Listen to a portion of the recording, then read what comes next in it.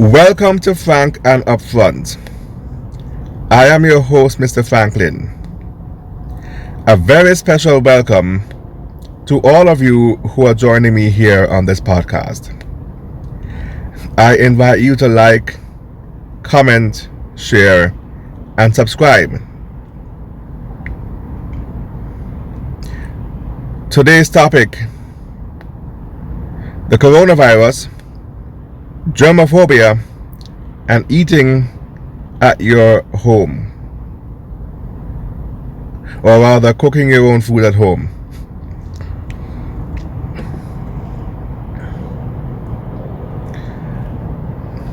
Well, first of all, the coronavirus.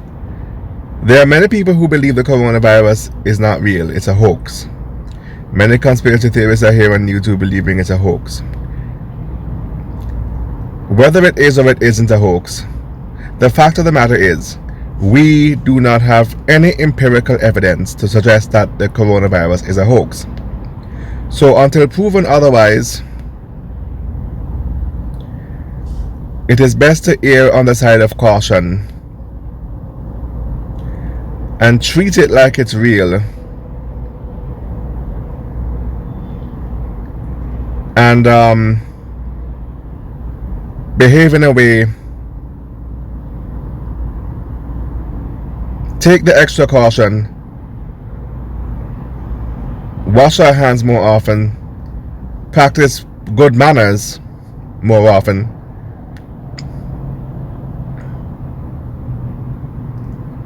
and just generally speaking, treat the coronavirus like it's real. Now, is the media blowing it out of proportion? Yes, they are. They always do that.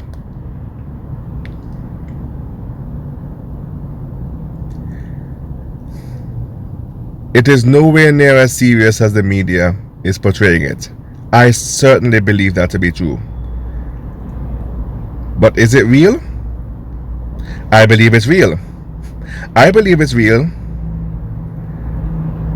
but that is being blown out of proportion by the media to create mass hysteria, as they so often do.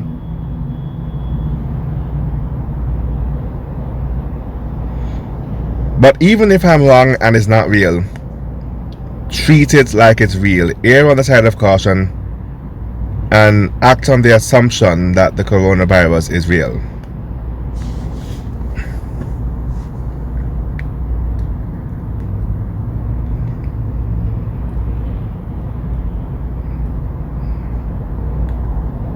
This coronavirus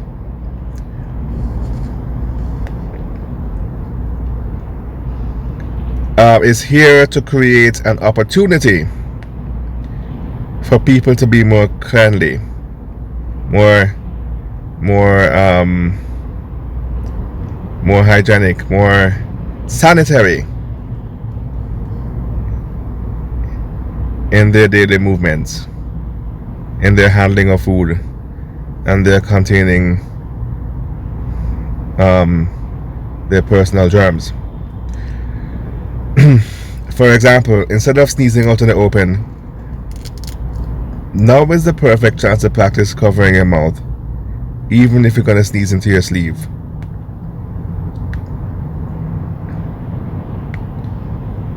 Now is the perfect opportunity, because this coronavirus thing is airborne, from what I was told. So it's out there. But if you can safeguard yourself from it if you actually take the extra precaution to wipe down certain surfaces, wipe down your desk at work, wipe down the dashboard in your car, cover your mouth or sneeze into your sleeve, wash your hands before eating or after using the bathroom. I can't believe that in 2020 I have to be telling big grown-up folks to be doing these things that you should be learning in kindergarten. But I have come to realize people are inherently nasty. They are. And when you say something, they get offended. And when they see you being overly precautious They get offended. But I'm like, mind your business. It ain't got shit to do with you. If I'm washing my hands 10 times a day and you're sitting there watching me, that ain't got shit to do with you, right? It's easy for you to mind your business, but you're sitting there watching me like I'm doing something wrong. Which brings me to my next topic. People think that germaphobes are annoying. Why is that? As much as how I can't stand that so-called porters, if it's one thing the porters and I have in common is that we're both germaphobes.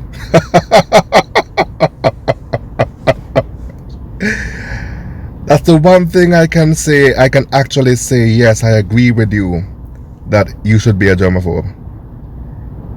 Right? It has been my experience that people would sit there and watch me washing my hands 10 times a day and sit there and watch me with a blank stare like I got 3 heads or something, or like I'm doing something wrong. And I'm thinking to myself, it's easier for you to mind your business. You can be nasty all you want, but if me being a germaphobe offends you that badly, mind your business. What is the point of you trying to send me that message like my germophobia is something wrong? That's not going to make me change. It's going to make me rebel even more.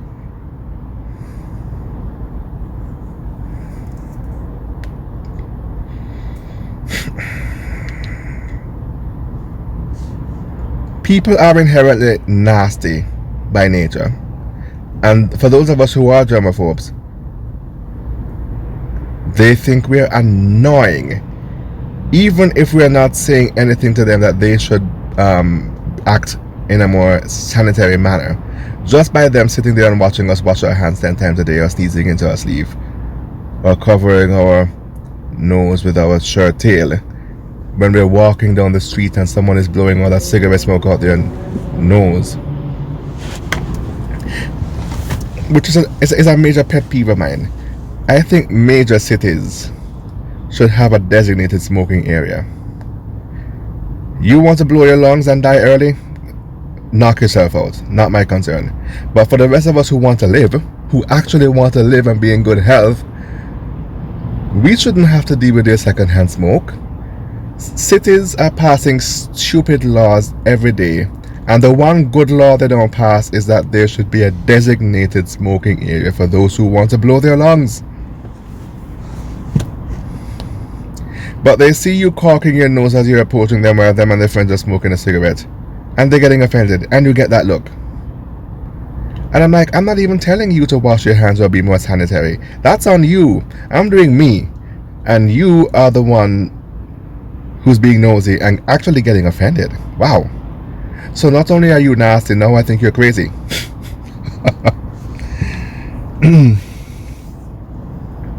Anyway,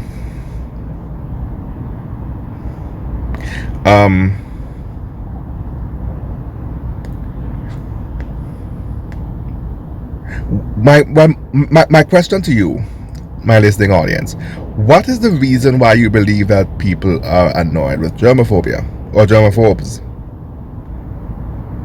They are so annoyed at us to the extent that even if we're not telling them or preaching to them that they should wash their hands, they're still annoyed by our acts of sanitary mindfulness. Why is that?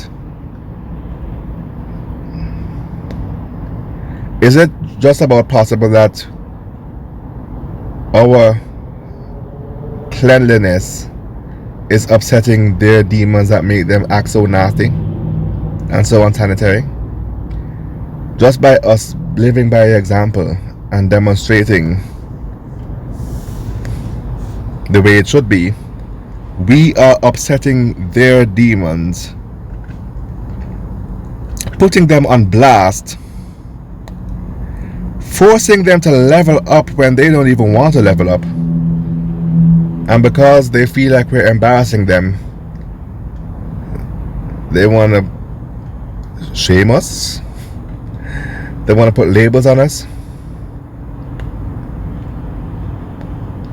They want to say that they want to diagnose us as having things like OCD, obsessive compulsive disorder. So now we have a mental illness because we're clean? Is that how they're shaming us now? We're so clean that now they have a name for it, a shaming language kind of word to say that we're crazy. They're basically calling us crazy. When they say that germaphobes have OCD, these non-germaphobes are saying that we're crazy. They're slapping a mental illness label on us so that we'd lose our credibility and not be taken seriously.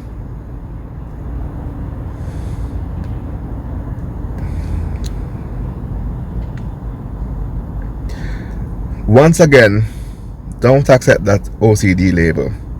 There's nothing crazy about demanding basic cleanliness. Our request is not unreasonable. We are actually only requesting the very basic things you learn in kindergarten, and that's what they have a problem with, the basics. It doesn't take 2 seconds to wash your hands with soap, people. It doesn't. And you wonder why coronavirus is spreading. You wonder why.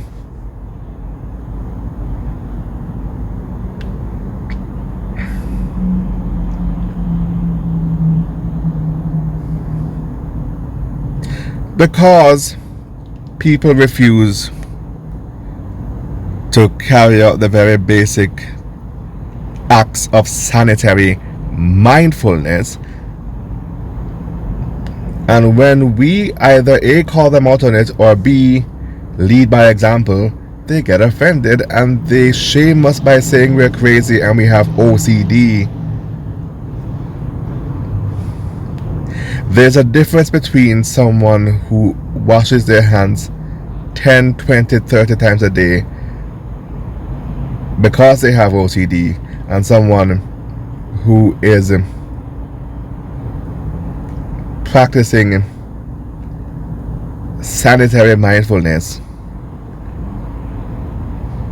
at the very basic level, which is not unreasonable.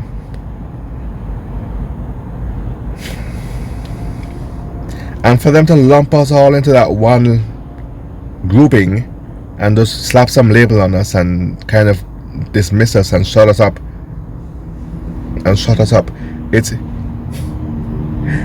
this is the extent to which they want us to coddle them and make them comfortable in their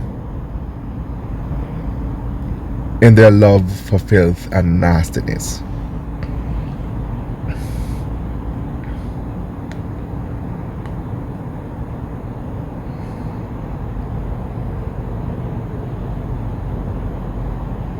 And these are the same people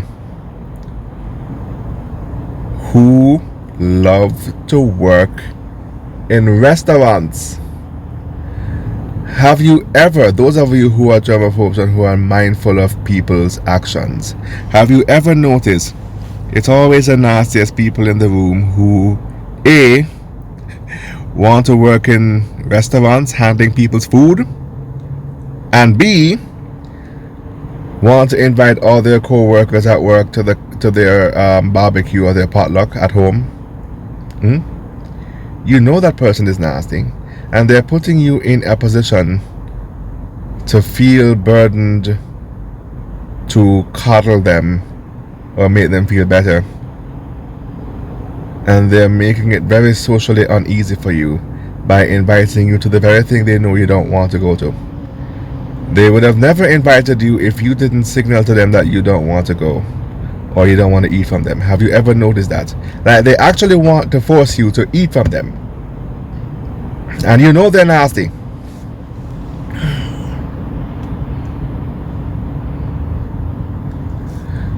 If these are the kind of people working in restaurants, it leaves one to wonder whether one should even be eating at restaurants.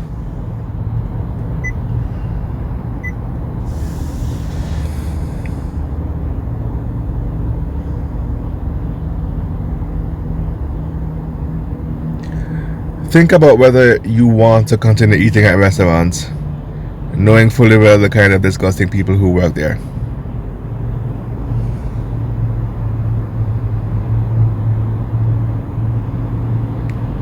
People who go to the bathroom and don't wipe. Don't wipe and don't wash their hands. Or they barely wipe or they wipe carelessly and they don't wash their hands and they go back and handle people's food. People who, just because you don't leave a tip or they don't like you for whatever reason, they try to spite and disrespect you by sneezing and coughing over your food, or handling your food near the trash, or touching the trash before touching your food. All type of things like that. And if you call them out on it, they get upset. Especially now that the coronavirus is running around town, being rampant and all that kind of thing. Is now the best time to have these people who do not care, and they show you time and again that they do not care. Is now the best time to be eating at restaurants? Is this an opportunity for a wake-up call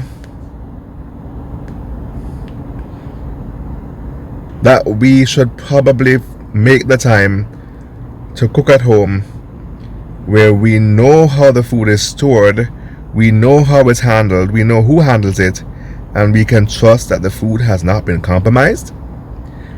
Is this coronavirus a wake-up call, and does it provide an opportunity for us to rethink who should handle our food?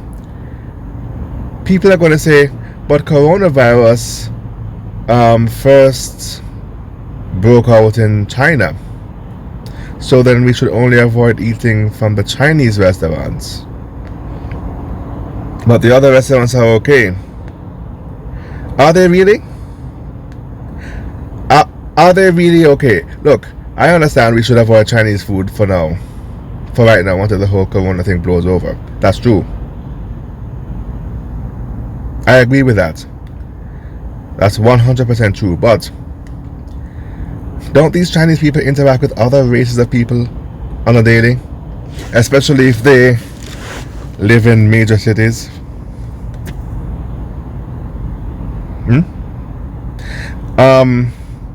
So then shouldn't we avoid all restaurants from all ethnicities until the whole thing blows over?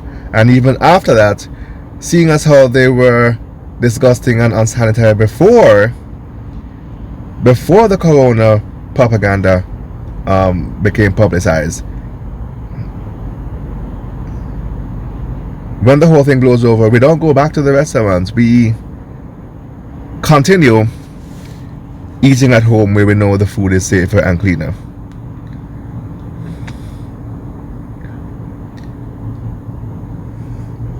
And maybe leave the restaurant eating for maybe like when you're treating yourself on the weekend or end of month or whenever it is. Eat there once in a blue. The less often you eat there, the less likely you are for your food to be compromised.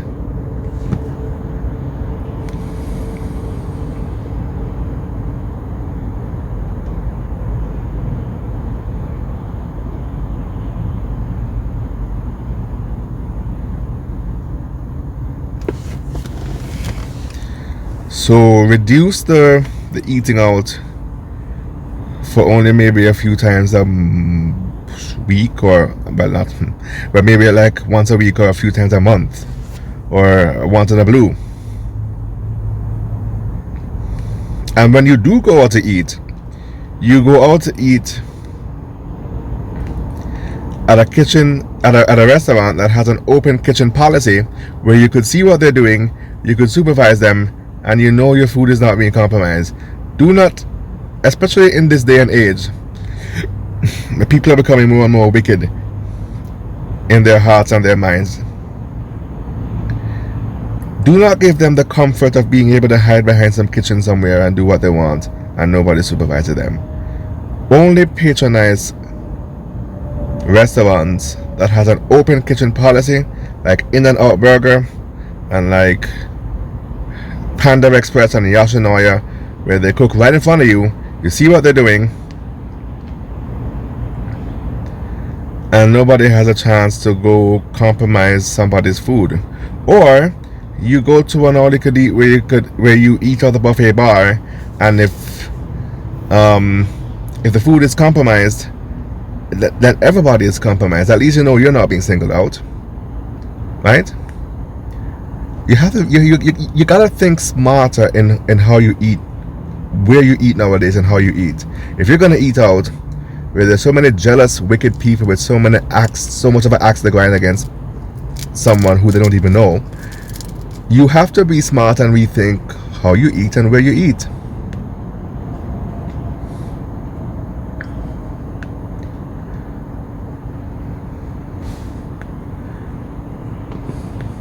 So I would say, go to a buffet, eat from a buffet bar that everybody else is eating from. It's less likely that you're compromised because you're eating out the same pot as everybody else. So it's very difficult for you to be singled out under those circumstances.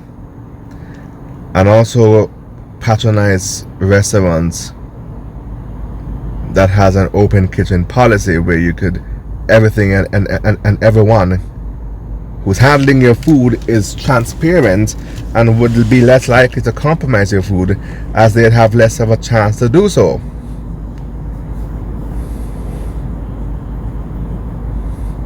And the other restaurants who don't have that open kitchen policy, when they see their sales dropping, they would be forced to level up, especially when you tell them why and they come across this very podcast here on my channel.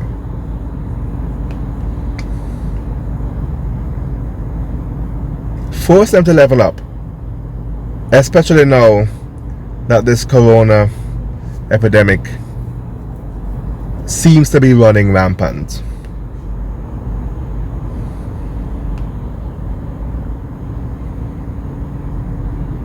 This is the perfect opportunity for restaurants to rethink their practices and level up if they still want your patronage.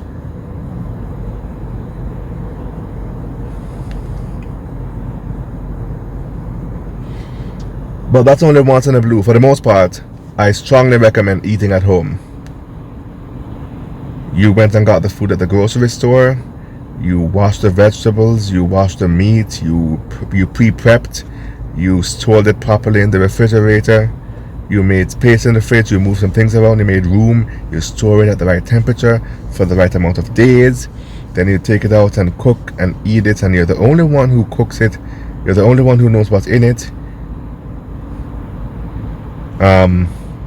And you know for a fact, you could basically almost swear on your life that this food has not been compromised. And plus, it's being made with love. It's not made in a mass-produced circumstance where the food being made is made with profit in mind. It's not being profit-driven. You're making it for yourself, and you're putting the kind of love and care in preparing it that the restaurateurs would not put in their profit-driven incentive for cooking for you. They're not going to handle your food with the same level of care that they would handle the food that they're making for their family. They are not cooking for their children. They're not cooking for their spouses or their parents or someone they care about. They're cooking for you, who they look at a dollar sign, and their motivations are profit oriented. They are not cooking for their children. Your food will not be handled with the same level of care as they would the food that they feed their children. Do you want to eat the food of a lesser standard than that they're feeding their family? Only if you're in a hurry. And if you are in a hurry and you did not have time to cook earlier before you left the house this morning, then you only patronize an open kitchen policy restaurant. Never the ones where people are going behind some back room somewhere, and they have the luxury and comfort of not being spied on, and therefore you don't know what they're doing. People cannot be trusted like that anymore. Maybe once upon a time, but not now. Which is a culture shock for me, from where I come from. Because in Jamaica, everybody knows we are an island of germaphobes. You would never find somebody wanting to disrespect people's food in Jamaica by coughing and sneezing over it. You would never find that. Everybody knows you want to eat clean food, go to a Jamaican. Everybody knows that. Where it doesn't matter, everything else could be a beat up old rundown shack, but when it comes to the kitchen and the food, everything is clean and spot on. Everybody knows that. The whole world knows that. Matter of fact, first of all, we have this thing in Jamaica called a food handler's permit, where you have to apply for a permit from the government before you can handle food. They don't have that over here in the States because somebody told me it's they don't want to discriminate, so therefore they don't have that. But look at what is happening though. Look at all the cases. Look at the one at the Comerica Center there who spit in the people in pizza. The little nasty boy there. You would never have a situation like that happening, and so many other people who are getting away with it, who have been doing it for a long time and getting away with it.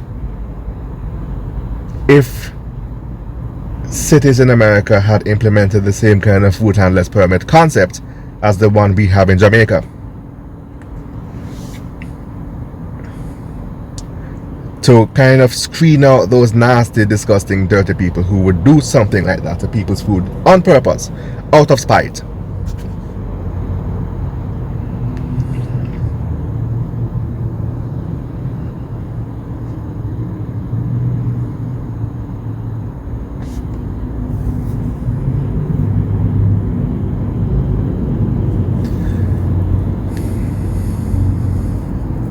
Anyway, not only do we have a food handler's permit kind of structure in Jamaica, but there's also the court of public opinion, where anybody who is caught doing that would be chased and beat and quite possibly killed by members of the public. You don't mess with a yardman food. You just don't. Where even the street food, even Jamaican street food, Jamaican street jerk chicken, you know it's clean. You know it's clean, man. Like that's what I come from. And to come over here to America and see all these little nasty people working restaurants, it's a culture shock. I still can't get over it. I still can't get over it. And if it wasn't for the blessings of the internet and people having smartphones to record videos of people compromising the health and safety of people's food, we would still be in the dark. We would never know. Thank God for the internet. Now the whole thing is being put on blast for the whole world to know how these people are and how they think.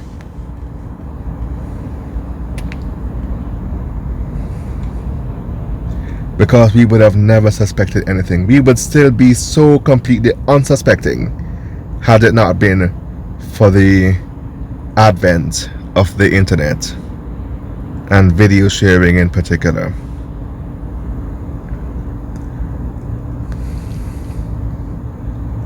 Matter of fact, it is often said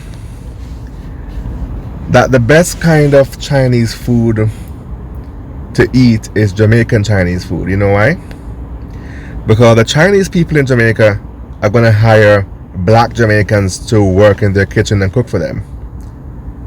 Unlike over here where they hire their own, in Jamaica, because they want to kind of form an alliance with the members of the populace, the majority, they're going to hire black Jamaicans to work for them. And you could trust that black Jamaican to kind of look out for you more than you would a Chinese person who would not handle you with the same level of care as your own kind would.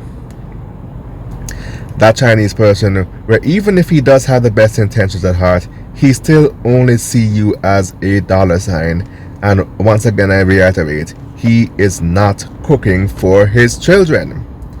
But at the very least, you can trust the Jamaican chef he hired to look out for you more than you would trust Mr. Chin himself.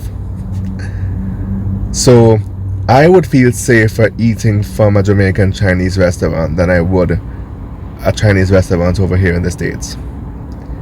In general, but especially now that coronavirus is going on. The whole corona scare is current, right?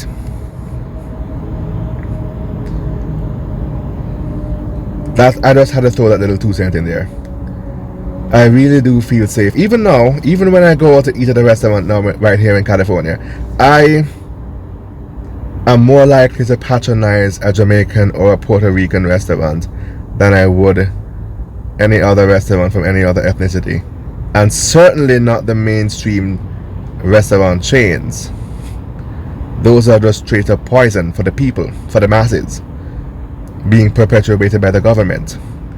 You never eat anything from those massive chains. I always feel safer eating from a mom and pop's restaurant than I would a multinational chain like a Burger King or a KFC, for example. Those foods have been compromised before they even leave the factory. There's things in those foods to slow you down and put your brain to sleep so it's easier to program your mind.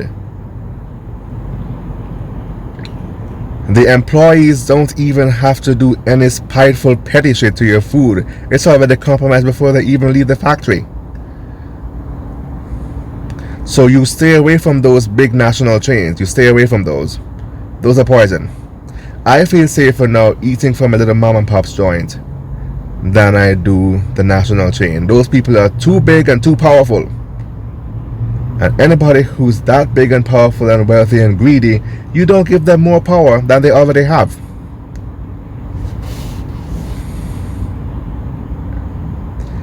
I feel safer eating from a Jamaican or Cuban or Puerto Rican restaurant when I eat out. At least I know the starch is plant-based and it's healthier than these so-called French fries they serve at McDonald's. We don't even know where it comes from. We don't even know if it's real French fries or fake fries. We don't even know. At least when they go to In-N-Out Burger, you see them actually slicing up the potatoes in front of you. So you know that In-N-Out Burger fries is real. But McDonald's fries, we don't even know if it's real. That could be fake fries. We don't even know where it comes from. I just don't trust the national chains, and neither should you.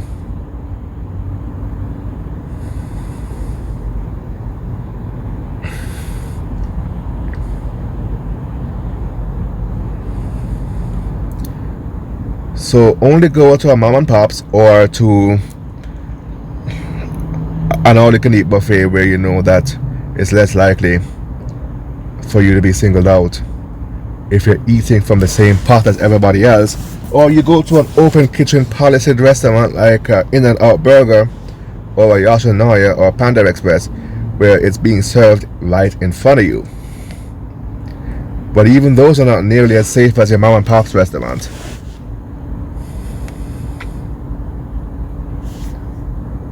Those are nowhere near as safe as your mom and pop. So definitely, this is the opportunity to patronize your mom and pops.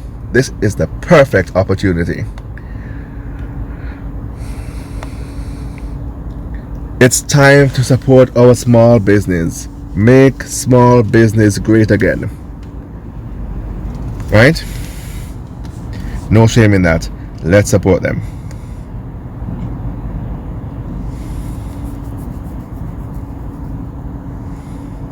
On a final note, the coronavirus. I just want to say that for those who haven't considered the possibility of it being true, the coronavirus is a patent. It was designed in a laboratory by a scientist, same as the Ebola and the chikungunya and the ZIKV and the mad cow disease and SARS. Remember SARS from like 2003? SARS, yeah. Mad cow disease, HIV, cancer, all of those illnesses were designed in a laboratory. They're fake illnesses. We're not supposed to have them. Another reason why we should not be eating from national fast food chains, because those foods are processed foods and those foods are cancer causing. How could you have a burger that can survive out the fridge for 3 weeks and not go rancid like it's supposed to? It's supposed to go rancid. The chemistry of the food is supposed to break it down as it starts to grow bacteria and deteriorate. That's how you know it's real, because it had life in it. Right? It's the life it once had in it that made it decompose and break down like it's supposed to. And if it doesn't do that, it is a franken food. It's not good for you. Foods like that are so heavily processed that they have been known to cause cancer. Human beings were never supposed to have cancer or any of those other kind of chronic illnesses. Those are fake illnesses. They were designed in a laboratory, and one of the ways that those illnesses spread is by promoting those fast food chains to the masses. Now they're doing the same thing with the coronavirus.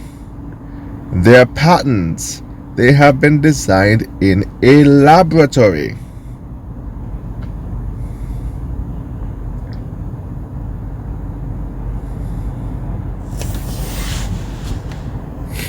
And the reason why they were designed is to perpetuate mass hysteria among members of the public, to the point where some people are saying it's a hoax, others are saying it's real, while there are others like myself who are saying it's real but not as serious as we believe it to be. It's being blown out of proportion. People are confused, and that's exactly what they want. The world government, the people who rule all the countries on earth, they are psychopaths. They feed off people's confusion and people's fear and mass hysteria. They have to create mass hysteria situations. They have to create crisis situations like the one we're seeing now with the coronavirus, and then they present the solution. Usually the solution is them having more control at your expense.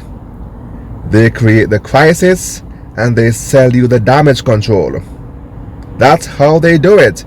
That's why every now and again they come out with a new virus once every few years, just to confuse and create fear among the public, so they can sell you the damage control as a solution. The same thing happened 6 years ago with the Ebola. How come nobody is talking about Ebola anymore? They so-called found a cure for it, whatever, right? Don't you believe it's the same way they're gonna find a cure for the coronavirus too? And in about 3 or 4 years, nobody would even remember the coronavirus, and then they probably have a new virus 3 or 4 years from now, and nobody will remember the coronavirus. You know why? Our attention span is so short that they find it so easy to distract us with something new. We didn't even remember Ebola as coronaviruses, as news of the coronavirus is spreading. It is really easy to distract us. Only the very few of us who are thinking are going to remember, wait a minute, did they even ever find a cure for Ebola? How did we skip this far and the Ebola saga have not fully wrapped up yet. Every now and again they introduce a patented disease that they created in a laboratory for population control and to confuse and scare the survivors into panic so they can more easily control us. We are like sheep being led to a slaughter so far as they are concerned. That's how they see us. That's why we have to not be so easily distracted.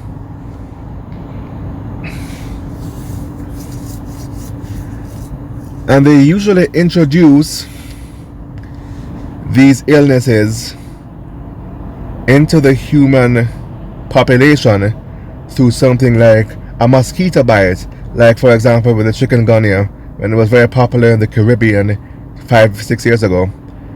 People were contracting it through the mosquito bite.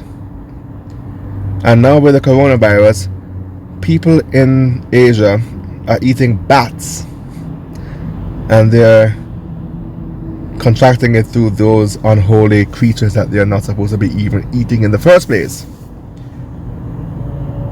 Rat bat soup and all kind of shit like that they're eating. That's how they're catching it. They always infect animals first and let the animals come around us humans, and infect us afterwards. This is an opportunity for you to stop eating those unholy, immoral foods that you know is not good for us. Where did people get the idea from that it's okay to eat rat bat soup? What were they thinking? Where did they ever get the idea that that was okay? Look at what it's doing to us now. By them eating that rat bat soup, they have now introduced into the human population a disease that is fake and was artificially constructed, and that we were never meant to even have to begin with. This is an opportunity to rethink the kinds of foods that you eat. I know some of those things are cultural. They are culturally ingrained in the psyche of the people.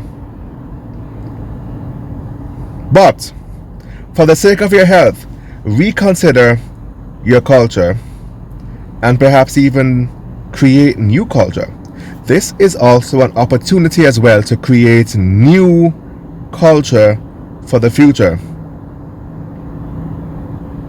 and to record in your history books the reason why the old traditional cultures had to die. It's time to leave those unholy creatures alone. Stop eating snakes and crocodiles and rat bat soup and all those unholy, questionable creatures. That who the hell eat those things? For Christ's sakes, man. I mean, in the South they have this thing called a gumbo pot. That's a whole cocktail full of all the little things they capture in the backyard. Squirrels and possums and rattlesnakes and all those things. Alright? Rethink the contents of your gumbo pot. Stop putting those unholy creatures in there that wasn't meant to be in there in the first place. And we might be able to prevent artificial diseases from crossing over into the human populace from animals. That's how they infect us. It's what we eat. They infect the animals first. Alright? Let's hope that my message was able to reach someone tonight and they were able to rethink what they eat and how they handle food and so forth. Next week's topic: women. Men are not your enemies. Narcissistic feminists are. I hope you'll join me then. I am Mr. Franklin, and this has been Frank and Upfront.